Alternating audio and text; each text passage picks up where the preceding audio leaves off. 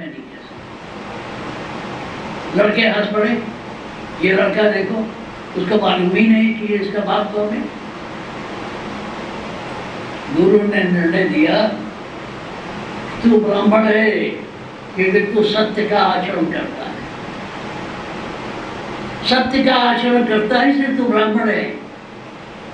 कहने का मतलब वो स्कूल खत्म हो गया जो ये प्रमाणित करता था कि कौन ब्राह्मण है, कौन क्षत्रिय है, कौन वैश्य है, कौन शूद्र है।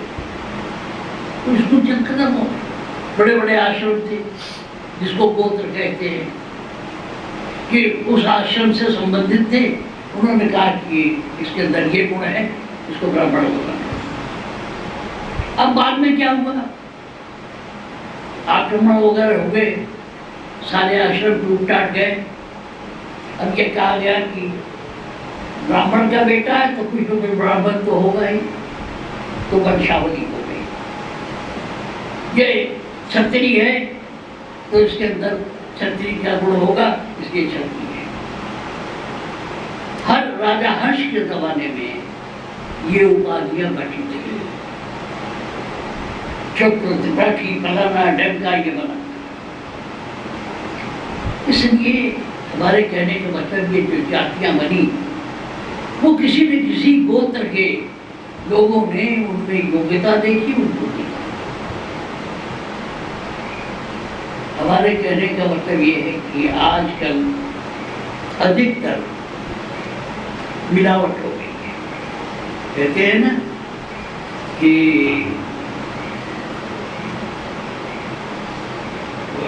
पिता पर पुत्र, घोड़े पर घोड़ा, ना ही डेढ़ थोड़े थोड़ा। पिता पर पुत्र और घोड़े पर घोड़ा, ना ही डेढ़ तो थोड़े थोड़ा। ये सिस्टम चल गया जातियों का। ये पंडित का लड़का है जो पंडित हो, चाहे उसके अंदर पंडिताई हो ना हो। और एक बात शायद आपको याद दिला दूं, रावण सबसे बड़ा पंडित था, बहुत बड़ा पंडित था, प्रकांड पंडित था, अहंकार आ गया था। तब राम ने रावण को जब मर रहा था, लक्ष्मण को भेजा जाके उसे नीति सीखा। और उसका ननिहाल यही मेरठ में था।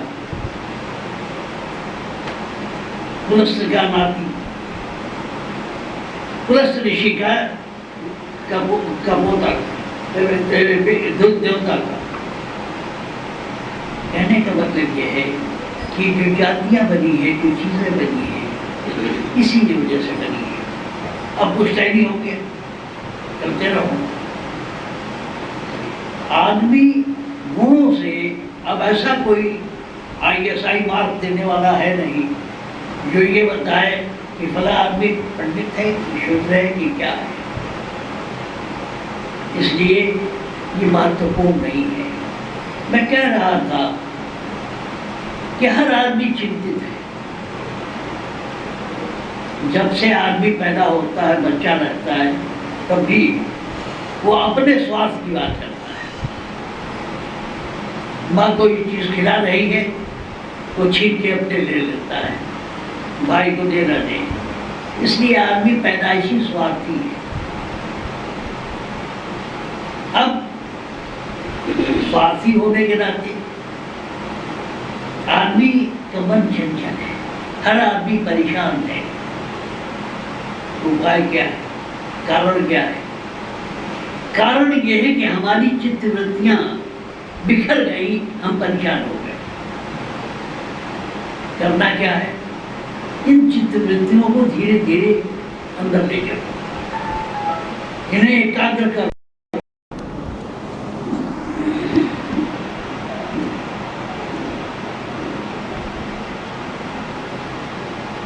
राधा स्वामी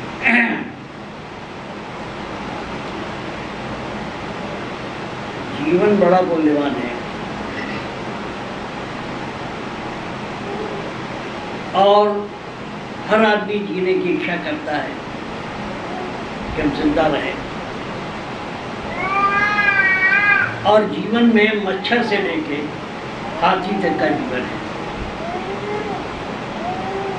उसमें सबसे कीमती मनुष्य का जीवन है। एक मौका है जब आप कुछ कर सकते हो,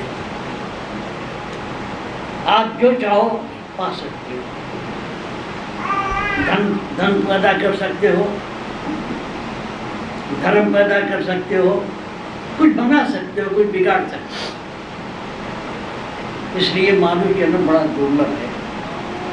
मिलने को तो कुत्ते की भी जिंदगी मिल जाती है।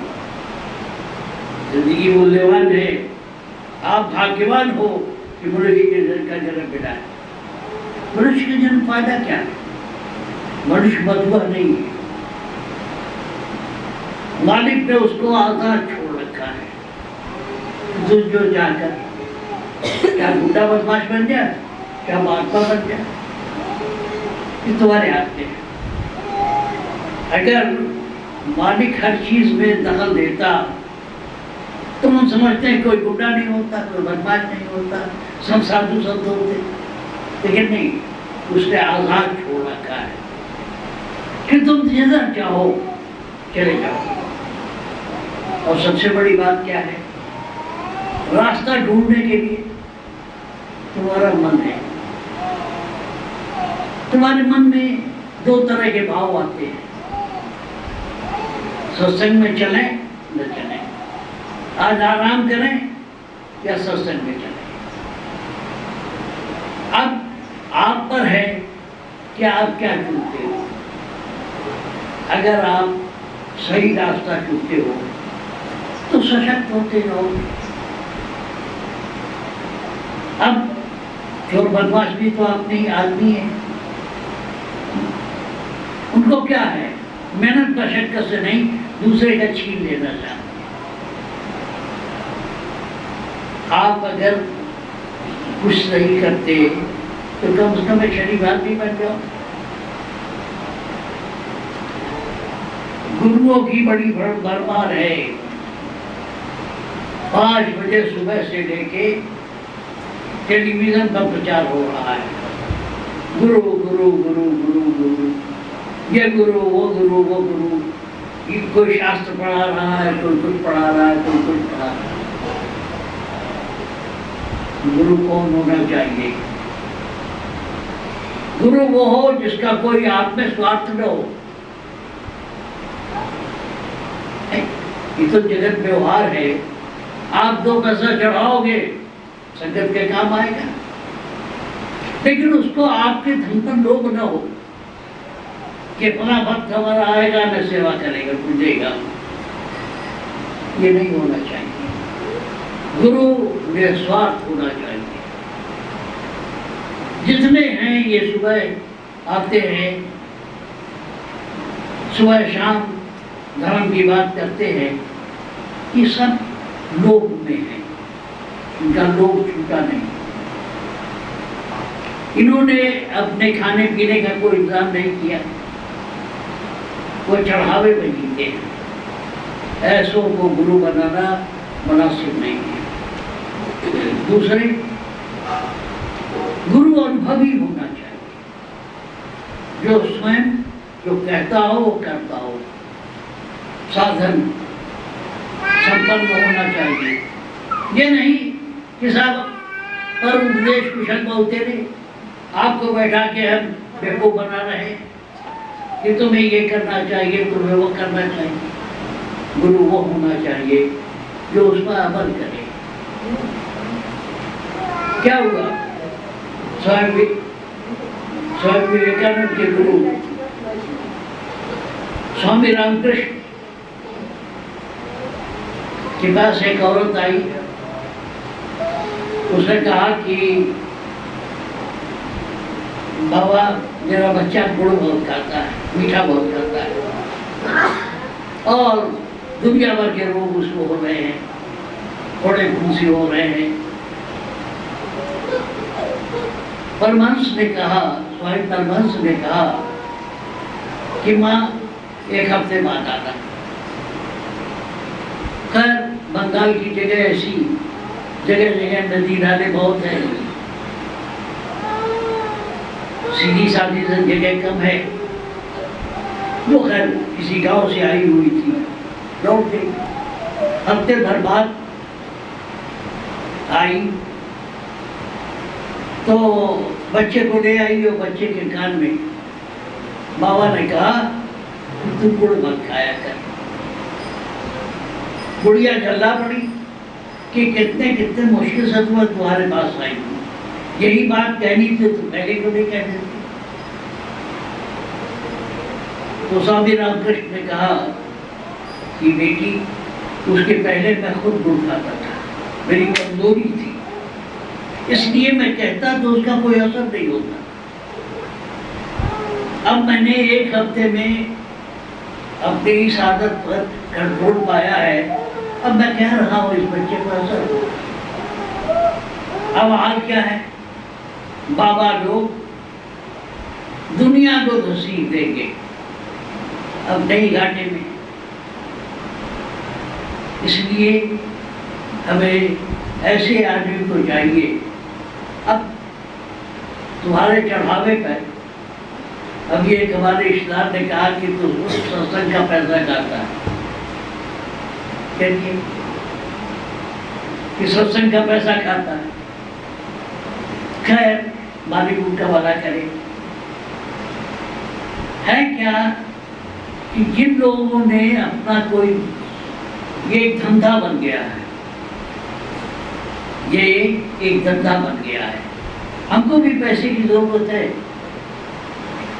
जो आप दोगे लंगर के काम आएगा, नहीं दोगे तो मैं एक मामूली गृहस्थ हूँ, मैं अपने पास से कब तक चलाऊंगा, 2-4 महीना चल जाएगा। लेकिन हमारा ध्येय आपके पैसे पर नहीं है। आपने एक बात देखा होगा, बाबा फकीर या मानव दयाल जी महाराज कभी इस बात पर ध्यान नहीं देते थे कि किसने क्या चढ़ाया।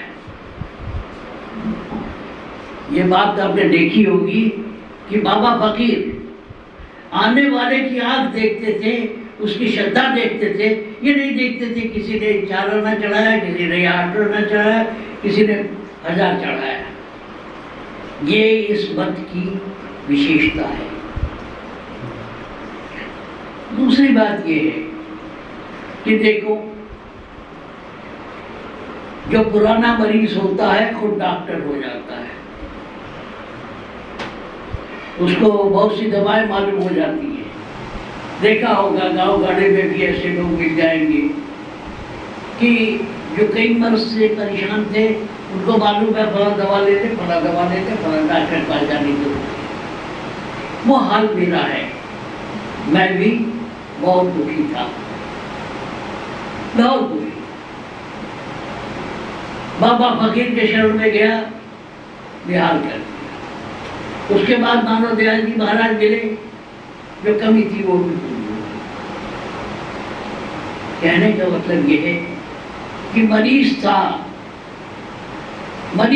दुखी था, मालिक ने दया की, निहाल कर दिया। यूं तो जब तक आदमी जिंदा है कुछ न कुछ कमी रहती है, लेकिन अधिकतर तृप्त हो। सूरदास ने कहा नहीं कि एक आदमी मुसीबत में है तो कहता है कि काके द्वार जाए से लाऊं, पर हाथ कहाँ बिकाऊं, कि मैं जिसके दरवाजे जाके सर झुकाऊं या अपने आप को बेच दूं। ये मालिक कर, और काके दिए अघाऊं माने तृप्त होगा। एक मालिक का दरबार है जहाँ आपको धन या कुछ भी किसी तरह हो, जो मालिक के दरबार में लगा हुआ है, वो संतुष्ट पाता रहता है, संतुष्ट हो जाता है, उसकी छोटी मोटी इच्छाएं पूरी हो जाती है, उसको तृप्त हो जाती है कि अब मुझे कुछ नहीं चाहिए। जब तक जीना है कुछ न कुछ तो चाहिए, कभी ये कभी वो, लेकिन हमने देखा है आखिर में, बचपन से देखा है कि जो सत्संग में हैं वो सभी तृप्त है,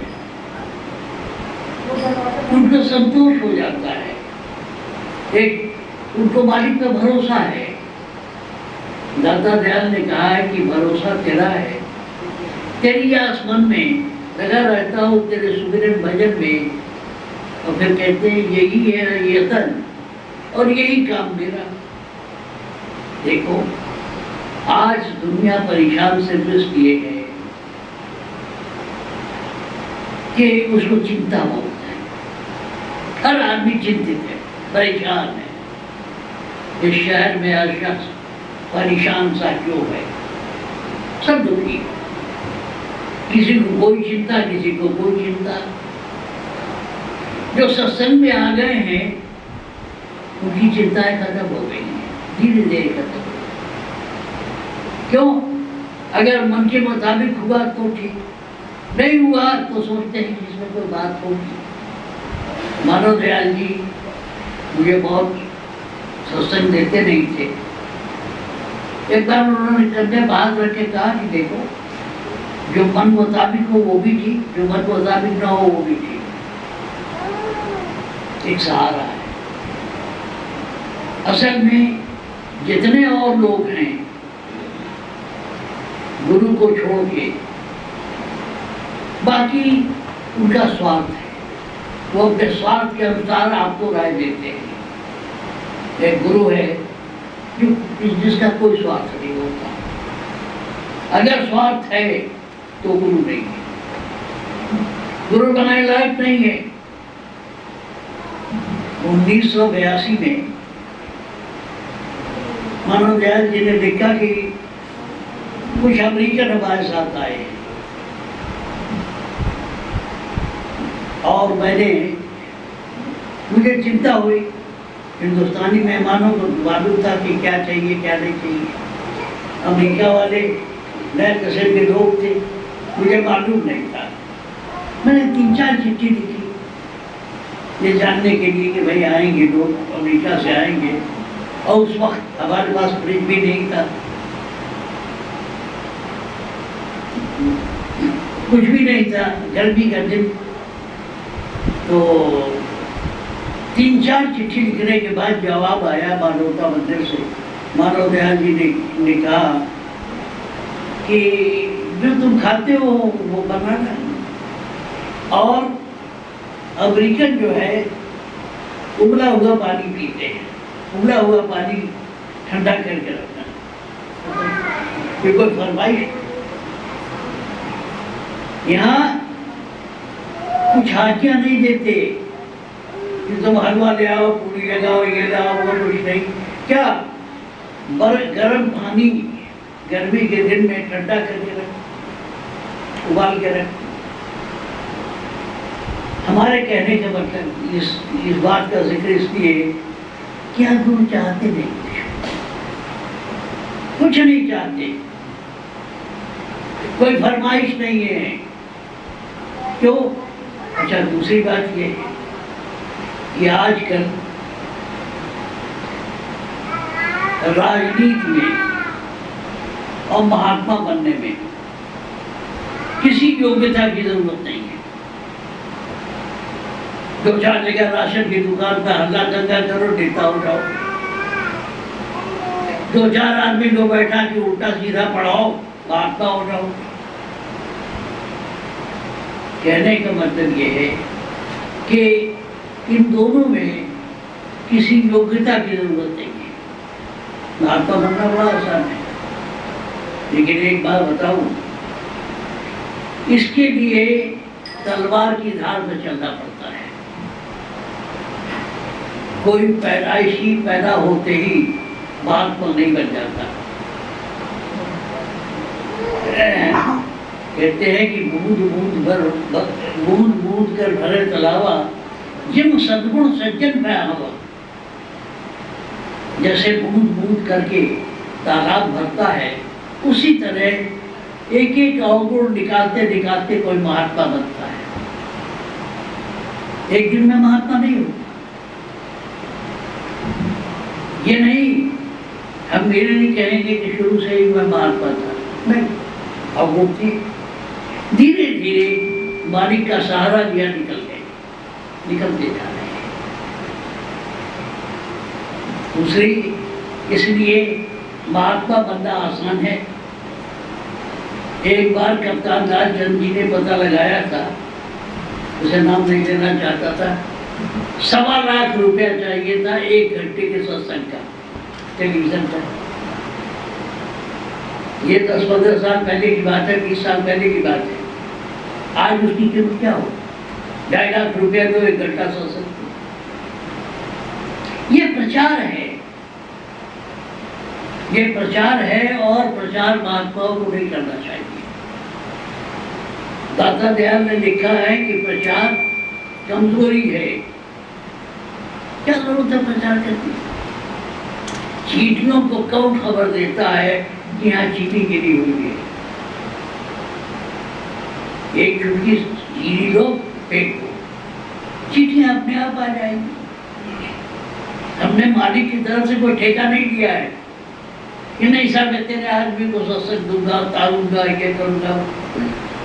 जो आए उनकी सेवा है, नहीं आए कोई बात।